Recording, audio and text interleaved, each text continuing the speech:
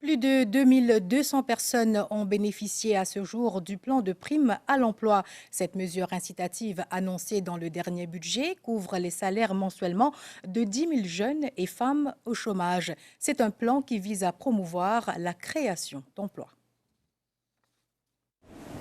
Cette entreprise, située dans la capitale, a bénéficié du plan de prime à l'emploi depuis septembre dernier. C'est grâce à ce plan qu'elle a pu recruter Guériche, âgé de 35 ans. Je travaille sur cette scheme-là et je trouve ça bien intéressant qu'ils aient introduit ça. Et comme ça, moi, je connais mon travail assuré.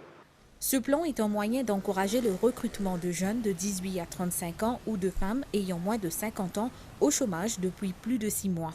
L'employeur devra s'assurer que l'emploi en question est à plein temps pour un salaire de moins de 50 000 roupies pendant une période minimum de 3 ans.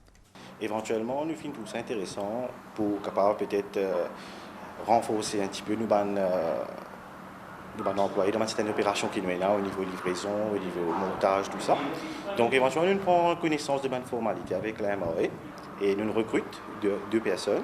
C'est un grand aide déjà qui nous a recruté une bonne base de salaire. Okay. Et en plus de paraître motivé.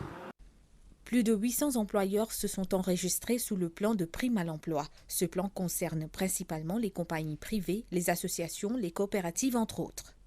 C'est un nouveau scheme qui est introduit par le Finance Act 2022, qui a comme objectif pour mener quelques 10 000 de jeunes vers l'emploi. L'État, à travers la MRE, peut payer un employeur un maximum de 15 000 roupies chaque mois pour tout bon employé qui peut recruter pendant la période de 1er juillet 2022 jusqu'à 30 juin 2023.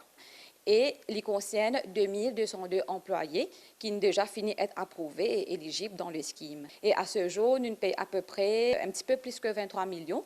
Les demandes pour bénéficier de ce plan peuvent se faire en ligne dans les 15 premiers jours de recrutement. L'employeur devra respecter les obligations légales concernant la contribution sociale généralisée et les relations industrielles. En cas de licenciement avant la période indiquée, l'employeur devra rembourser la totalité des primes allouées.